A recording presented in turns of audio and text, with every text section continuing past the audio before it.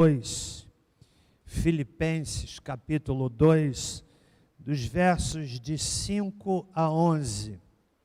Filipenses 2, de 5 a 11. O tema da nossa reflexão nesta manhã é o seguinte: o desafio de buscar empatia com Cristo. O desafio de buscar empatia com Cristo. Palavras não muito comuns, mas que logo explicaremos. Lemos capítulo 2, carta de Paulo aos Filipenses, versos 5 a 11, que dizem assim: de sorte que haja em vós o mesmo sentimento que houve também em Cristo Jesus, que sendo em forma de Deus, não teve por usurpação ser igual a Deus, mas aniquilou-se, mas a si mesmo se esvaziou, tomando a forma de servo, fazendo-se semelhante aos homens, e achado na forma de homem, humilhou-se a si mesmo, sendo obediente até a morte, e morte de cruz. Pelo que Deus o exaltou soberanamente, e lhe deu um nome que é sobre todo nome, para que ao nome de Jesus se dobre todo o joelho dos que estão nos céus, na terra e debaixo da terra, e toda língua confesse que Jesus Cristo é o Senhor, para a glória de Deus Pai. Uma vez mais, os 3 primeiros versículos. De sorte que haja em vós o mesmo sentimento que houve em Cristo Jesus, que sendo em forma de Deus, não teve por usurpação ser igual a Deus, mas aniquilou-se ou a si mesmo se esvaziou, tomando a forma de servo, fazendo-se semelhante aos homens. Senhor nosso Deus, nos curvamos reverentemente diante da Tua palavra. O vaso, o instrumento que a proclamará é falho, é frágil, é limitado. Mas há poder intrínseco na Tua palavra. E oro em nome de Jesus, pedindo que a palavra a ser proclamada cumpra o seu propósito em cada um de nós nesta manhã. Em nome de Jesus. Amém. Meus irmãos, esta é a passagem mais importante, mais emocionante que o apóstolo Paulo escreveu sobre o Senhor Jesus.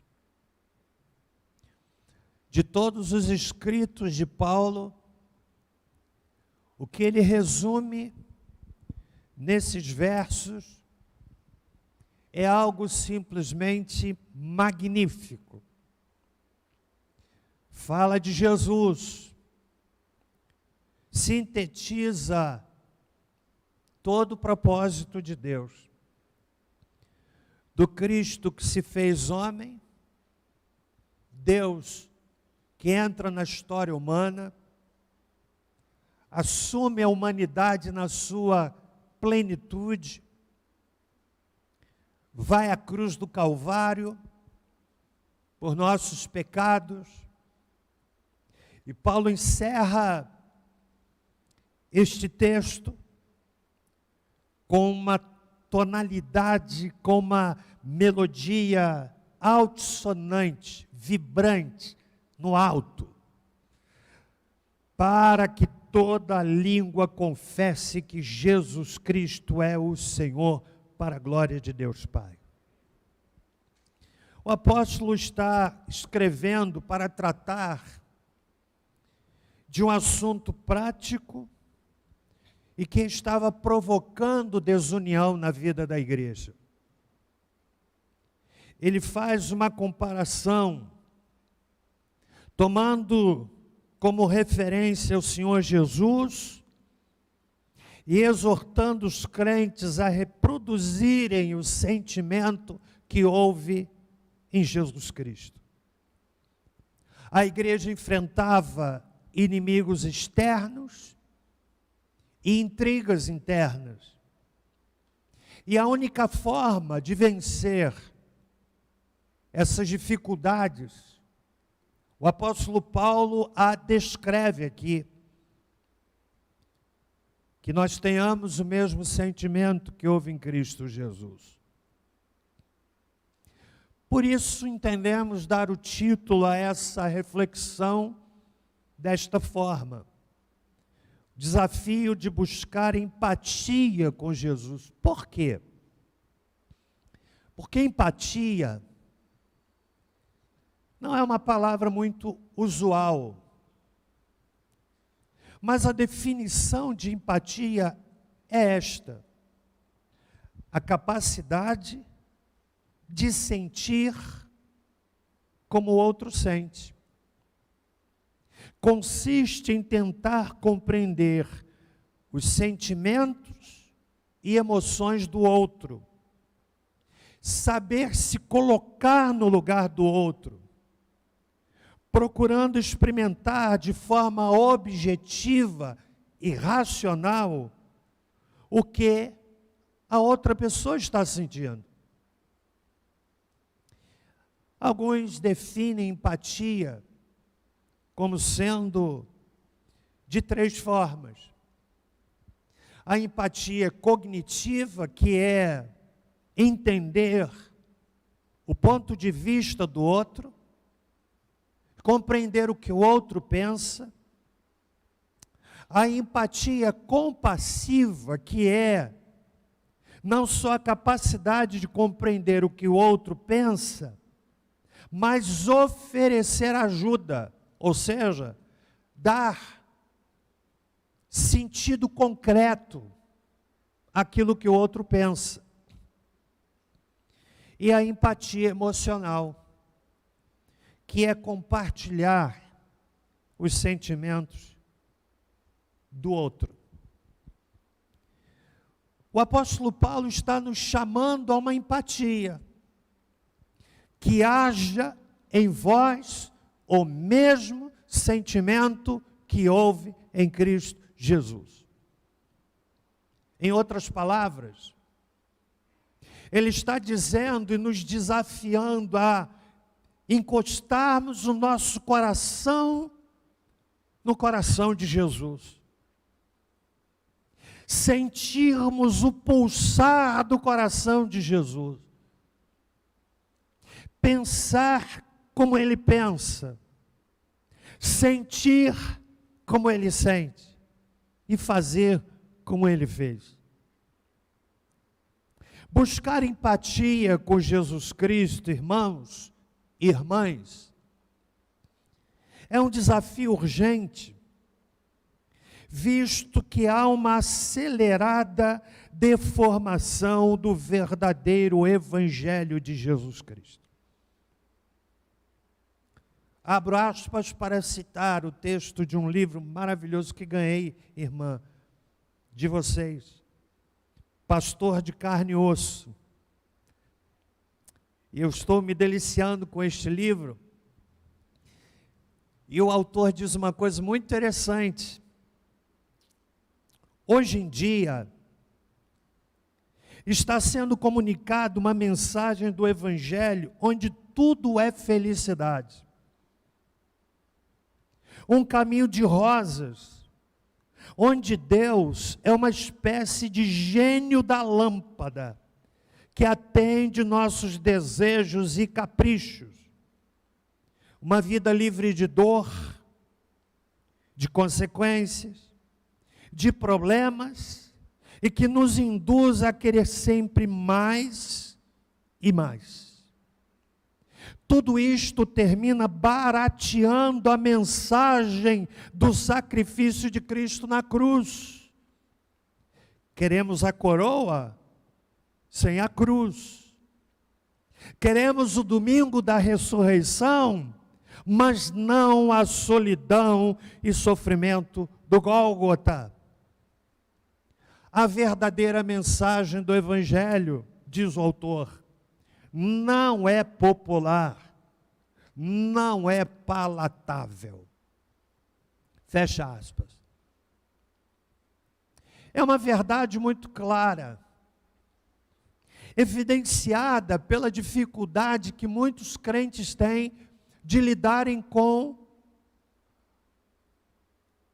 o contraditório.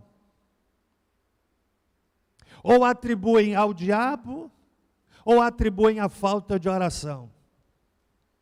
Não poucas as vezes eu sou abordado por pessoas que pedem oração e que pedem uma visita e já vêm com um diagnóstico pronto.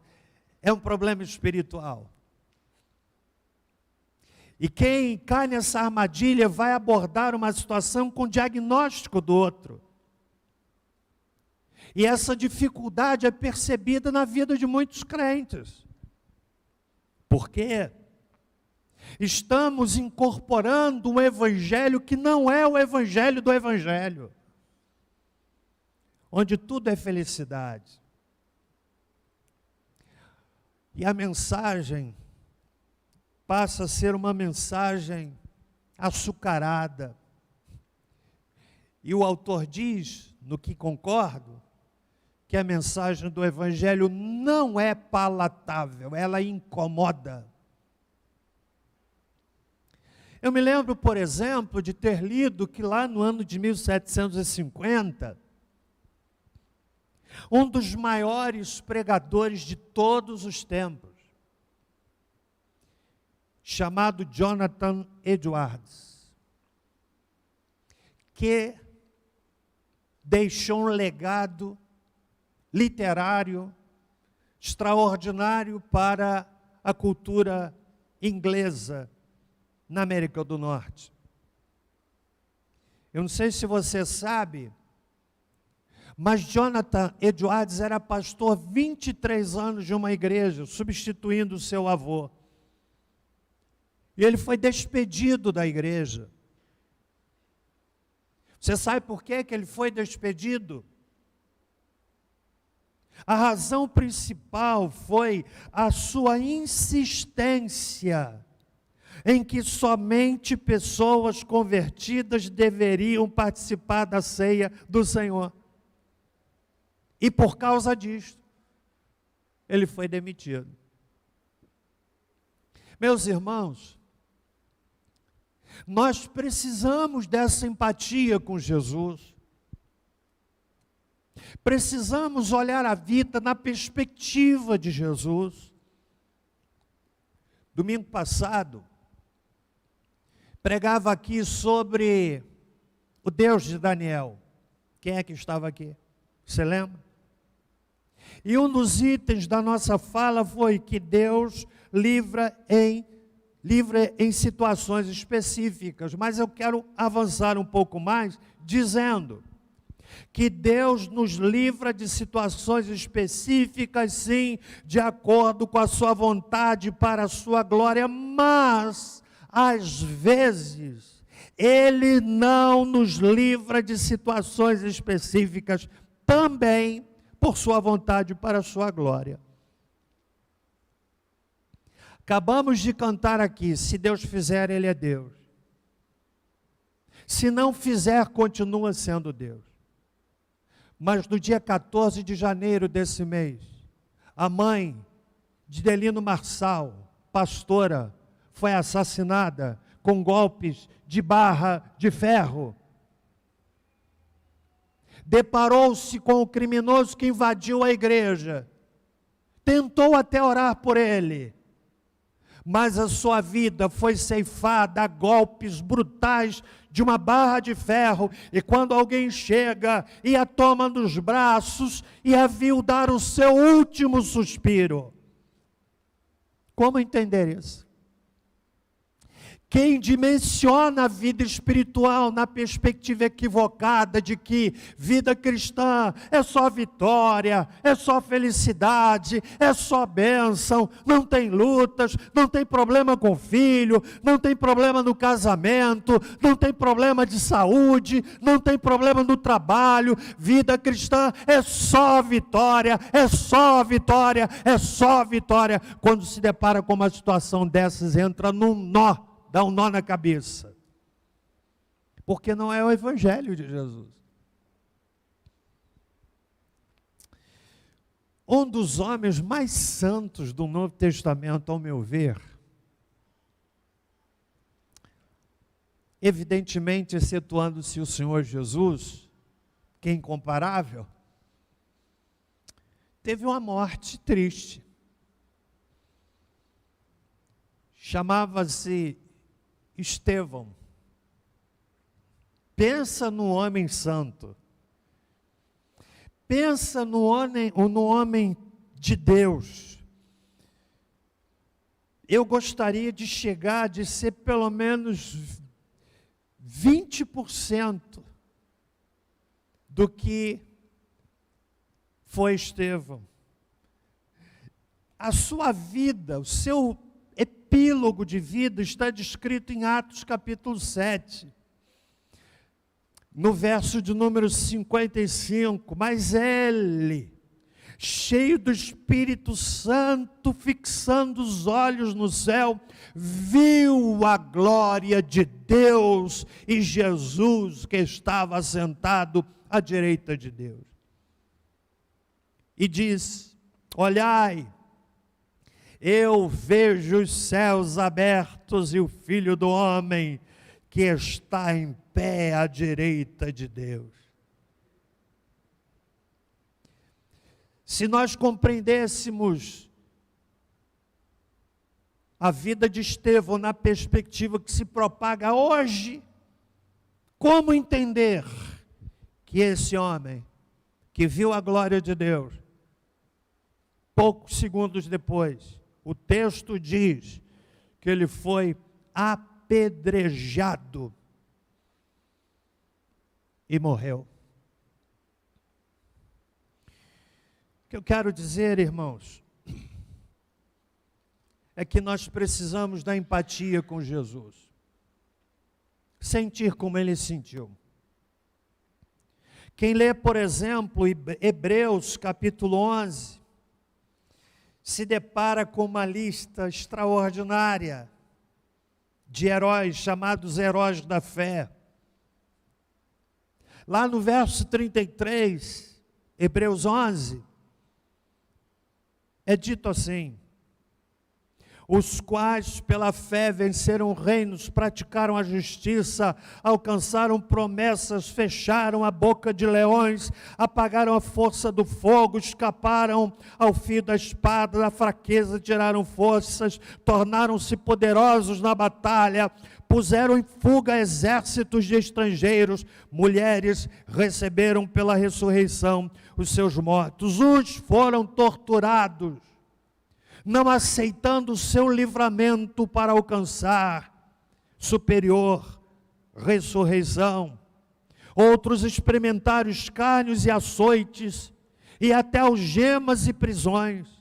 Foram apedrejados, foram tentados, foram cerrados pelo meio, foram mortos ao fio da espada, andaram vestidos de peles de ovelhas e de cabras, necessitados, aflitos e maltratados, dos quais o mundo não era digno, errantes pelos desertos e montes, e pelas covas e cavernas da terra.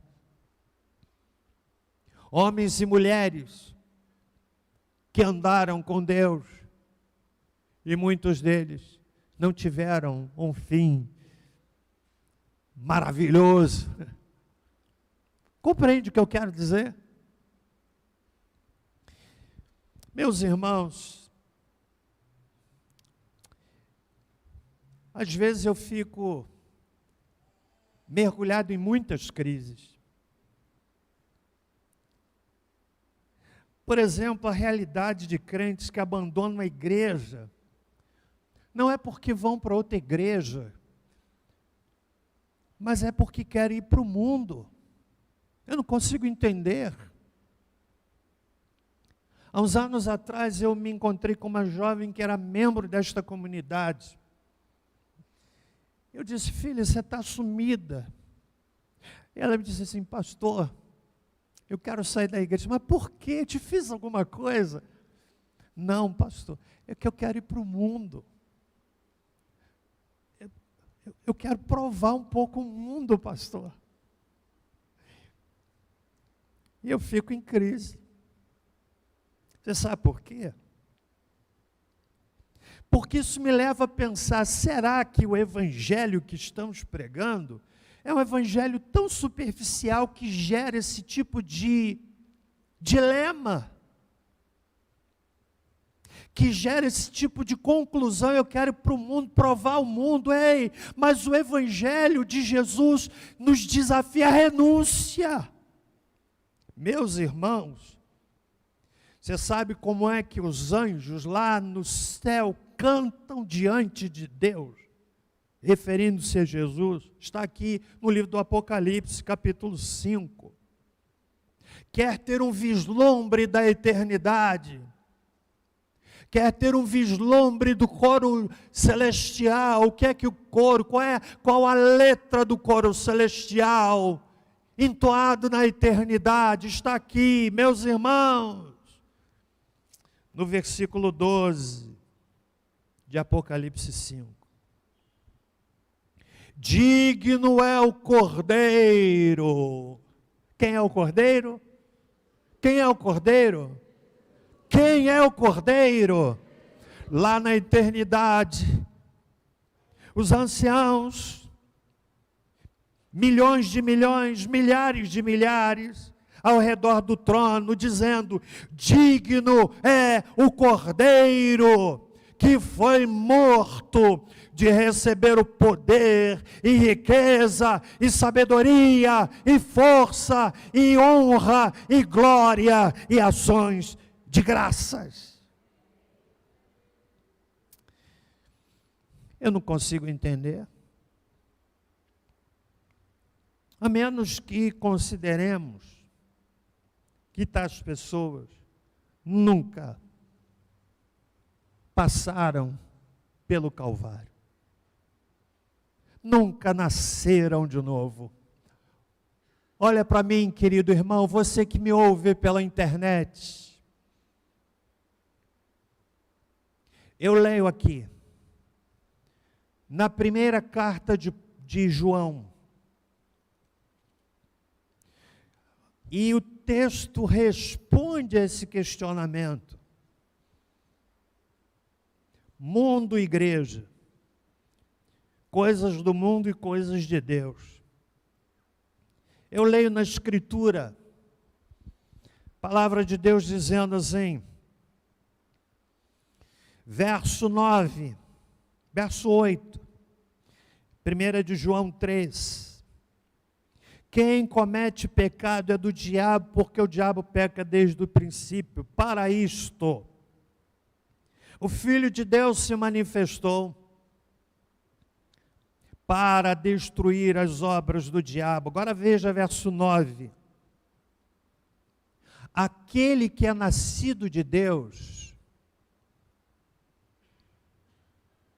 não vive na prática do pecado. Por quê? Porque a semente de Deus permanece nele. Qual é a semente de Deus que permanece no nosso coração? e que nos impede de vivermos na prática do pecado. A semente de Deus que permanece em nós tem um nome, é o Espírito Santo de Deus. E diz mais: não pode continuar pecando, porque é nascido de Deus. Em outras palavras, o crente peca, claro, enquanto estivermos em cima da terra, debaixo do céu, todos nós estamos sujeitos a pecar. No entanto, o pecado na vida do crente é diferente do pecado da vida do não crente. O pecado na vida do não crente é habitual, na vida do crente é ocasional. Quem tem o Espírito Santo de Deus sabe que quando você faz alguma coisa, não precisa ter lá alguém com o dedo em riste acusando você. O Espírito Santo gera dentro do coração um incômodo, um desconforto que só é vencido com o joelho no chão, pedindo: Senhor, perdoa os meus pecados em nome de Jesus. Aí você levanta o novinho em folha. Compreende? Voltando ao texto de Filipenses 2. Qual a empatia que Paulo nos convida a ter? Que haja em vós o mesmo sentimento que houve em Cristo Jesus. Compreendeu até aqui, irmão? Sinta como ele sentiu. Paulo está dizendo isto para uma igreja convulsionada por problemas. Capítulo de número 4 sugere que havia ali um conflito e que tinha, na verdade, era patrocinado por duas líderes, chamadas Evódia e Sintique. Parece que eram líderes. Mulheres que eram poderosamente usadas, que trabalharam com Paulo. Ele diz no verso 3, mas ele dá uma orientação: eu rogo a Evódia e a Sintique que sintam o mesmo Senhor. Em outras palavras, que vivam em harmonia. E agora no capítulo 12, então, ele nos desafia a que encostemos o nosso coração no coração de Jesus.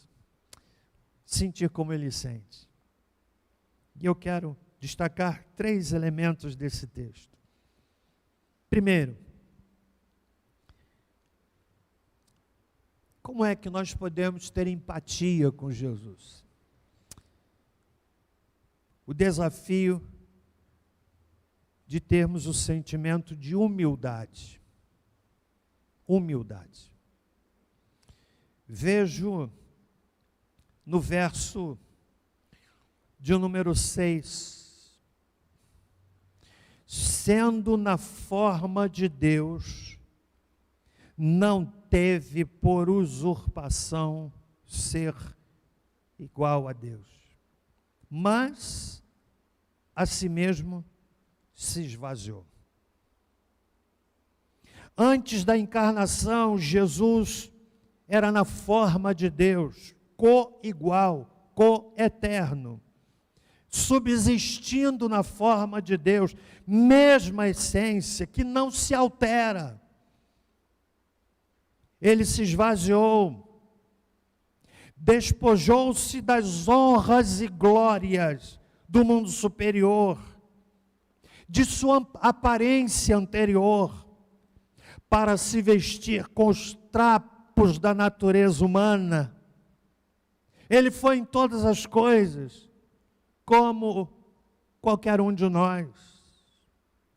Hebreus 2, verso 17, explica isto dizendo: por isso mesmo, convinha que, em todas as coisas, se tornasse semelhante aos irmãos, para ser misericordioso e fiel sumo sacerdote nas coisas referentes a Deus e para fazer propiciação pelos pecados do povo. Humildade, irmãos, é um golpe mortal em algo que todos nós temos em maior ou menor grau, que é o orgulho. Por isso os evangelhos nos convidam constantemente à humildade. Porque o ser humano é naturalmente inclinado ao orgulho, à arrogância, à presunção, a olhar o outro de cima para baixo. E não poucas vezes, o Novo Testamento, nos confronta à humildade. Episódio extraordinário, você lembra? Está em João capítulo 13. Jesus cinge-se com uma toalha. E ele se curva e começa a lavar os pés dos discípulos. Na nossa cultura ocidental,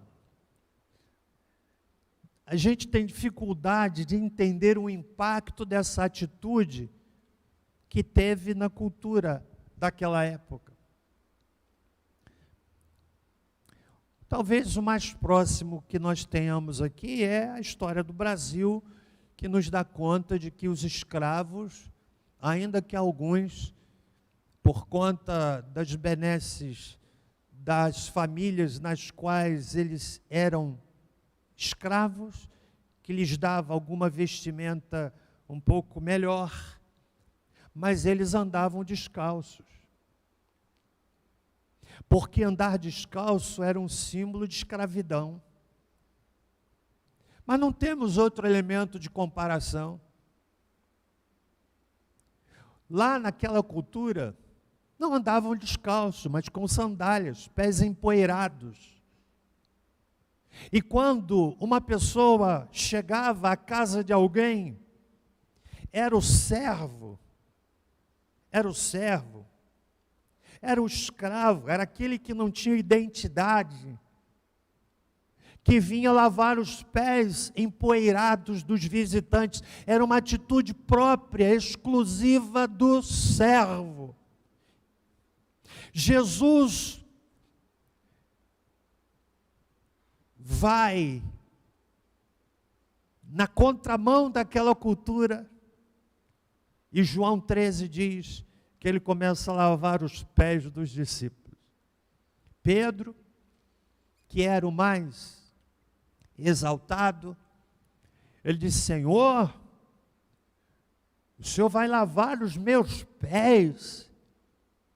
Essa reação subentende aquela ideia: como pode o mestre, o rabi, Jesus, vai lavar os meus pés? E Jesus disse assim: olha, Pedro, o que eu vou fazer agora, você não vai entender, mas depois você vai compreender. Sabe qual é a lição que o mestre deixou? Aquilo que Paulo diz, mesmo sentimento que houve em Jesus: humildade. Humildade. Às vezes a gente diz assim: meus irmãos, eu sou tão humilde. Você já ouviu alguém falar assim? Olha, irmãos,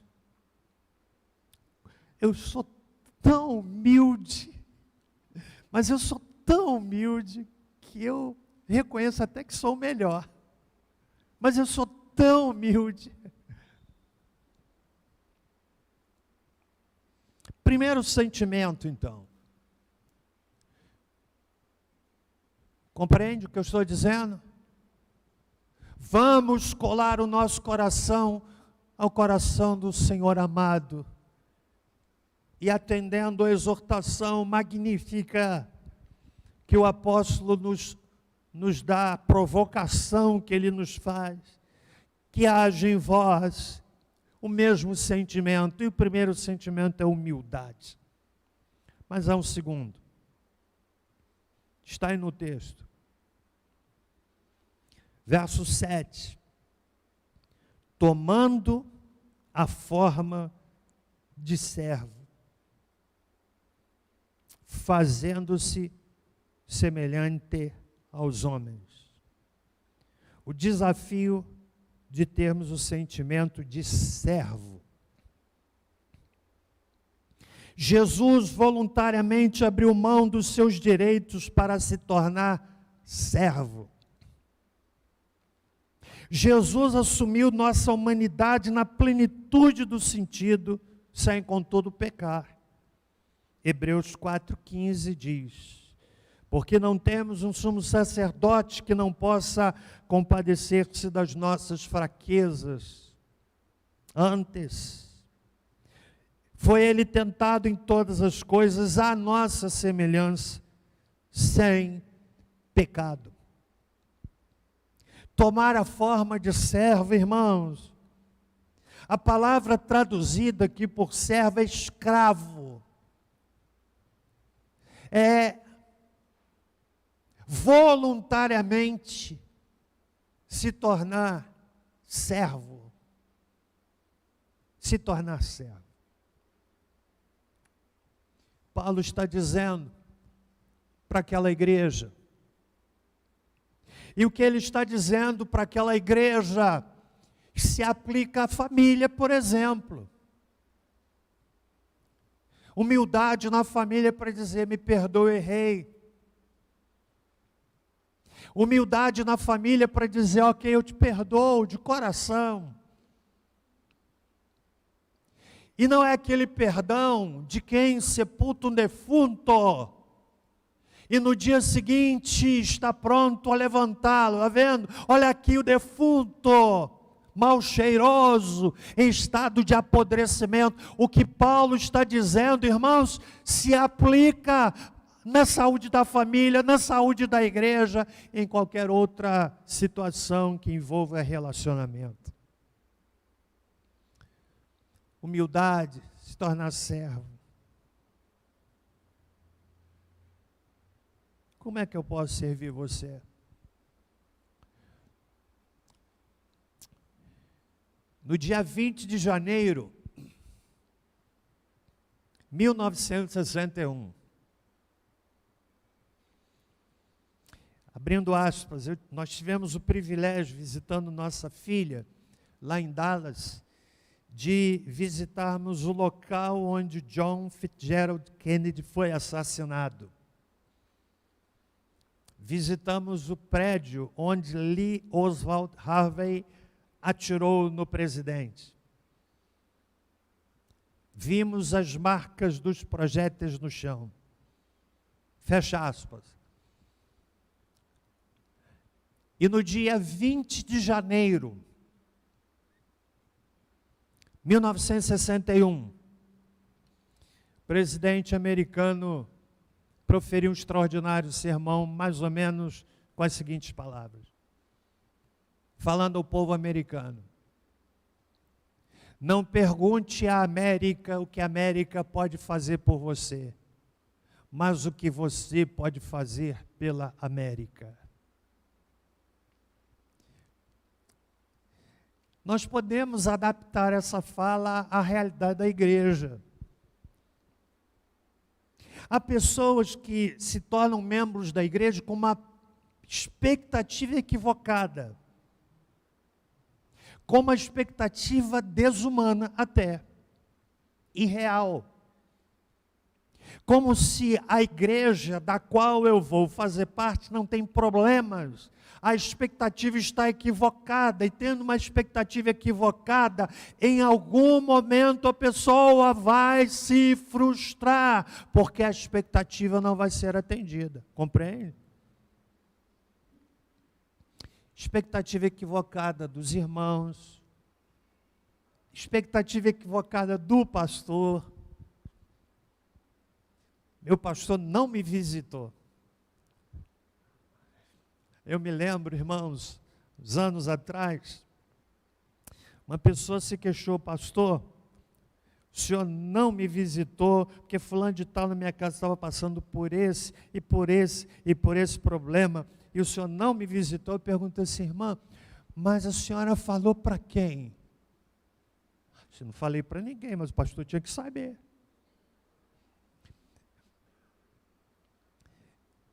Eu não tenho bola de cristal. E se tivesse, não teria efeito nenhum, porque bola de cristal não faz efeito nenhum. Ali no meu gabinete eu tenho um peso de papel que é uma bola de cristal. Aí, se você for no gabinete, não veja aquela bola como um efeito místico, é um peso de papel. Para quem a senhora falou? Não falei para ninguém, mas o pastor tinha que saber. Sabe por que esse tipo de raciocínio? Uma expectativa equivocada. Percebe? Então, segundo lugar, Paulo está dizendo, sinta como Jesus se esvaziou, humildade.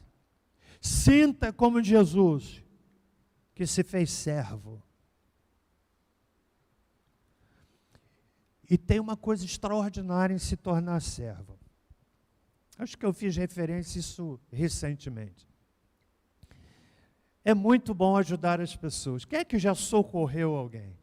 Levanta bem alto a mão. Você já socorreu? Não é bom você saber assim, socorrer.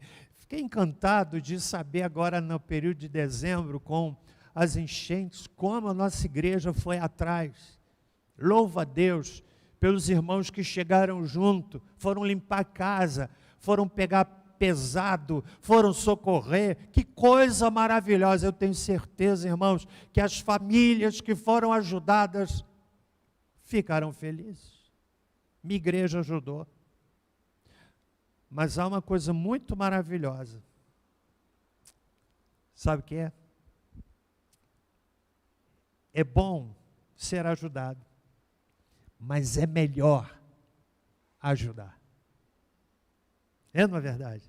A alegria de quem é ajudado é uma, a alegria de quem ajudou, de quem socorreu, é muito maior. Bem-aventurada coisa é dado que receber. O mistério está, irmãos, é que quando nós nos tornamos servos, nós estamos sendo colocados numa dimensão de satisfação muito maior, porque estamos abençoando alguém. Terceiro e último lugar. Estão comigo até aqui? Amém? Qual é o tema da mensagem dessa manhã? O desafio de buscar o quê? Empatia com Jesus. Entendeu o que é empatia?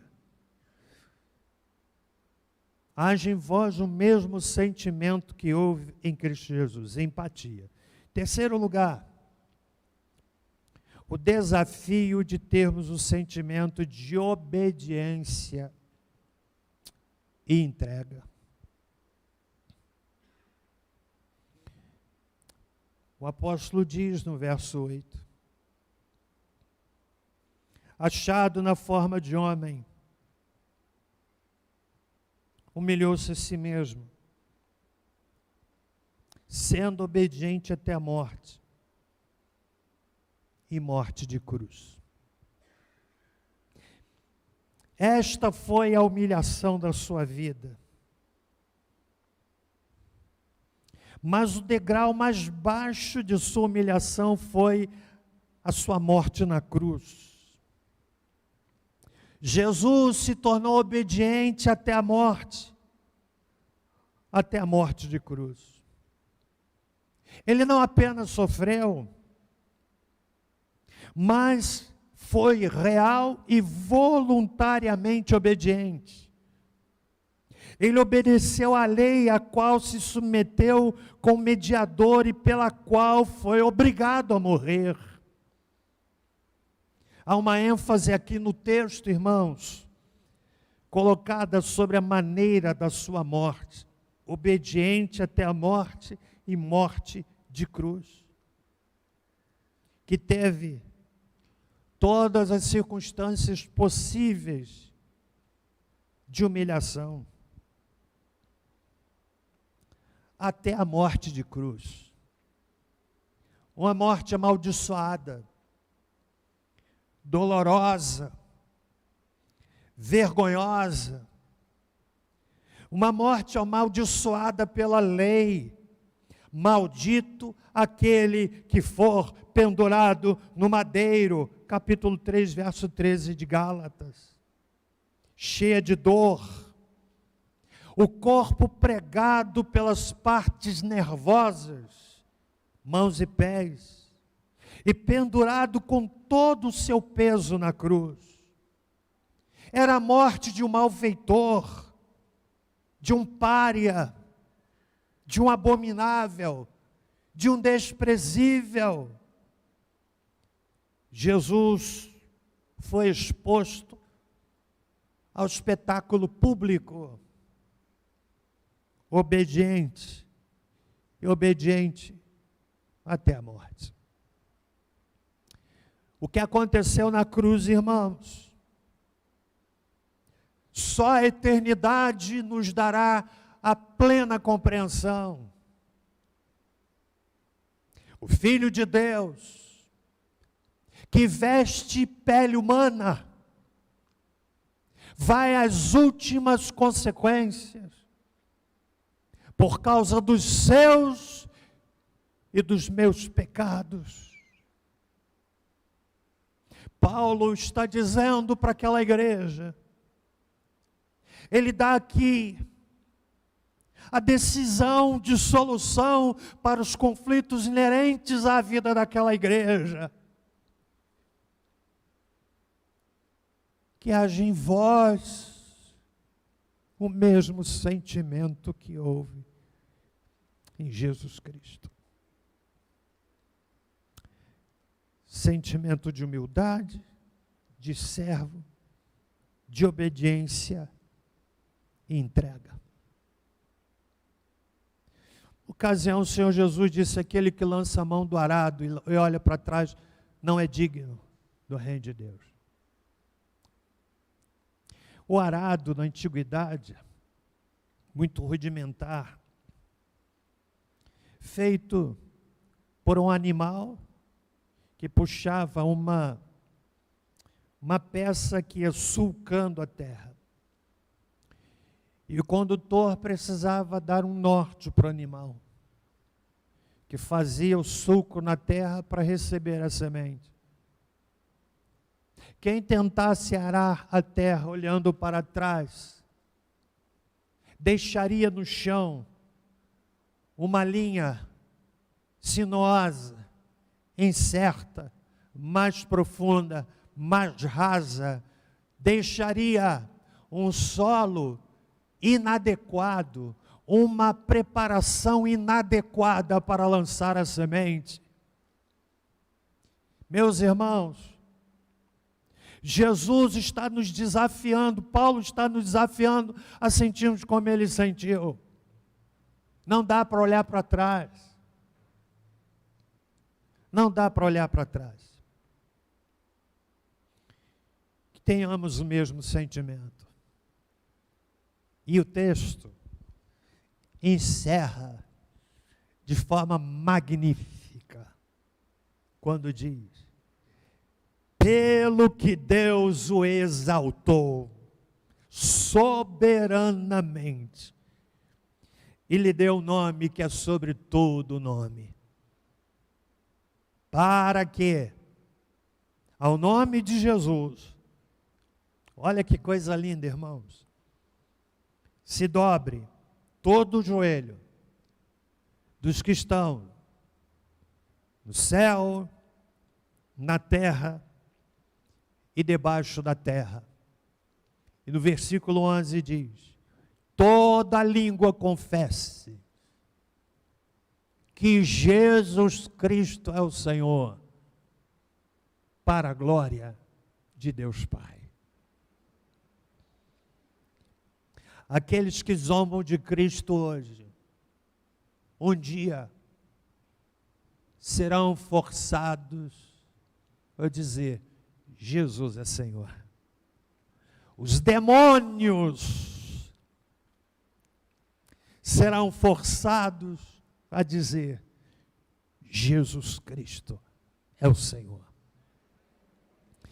E a igreja de Cristo, de forma voluntária, espontânea, prazerosa, nesta manhã, em alto e bom som, a todo pulmão, declara que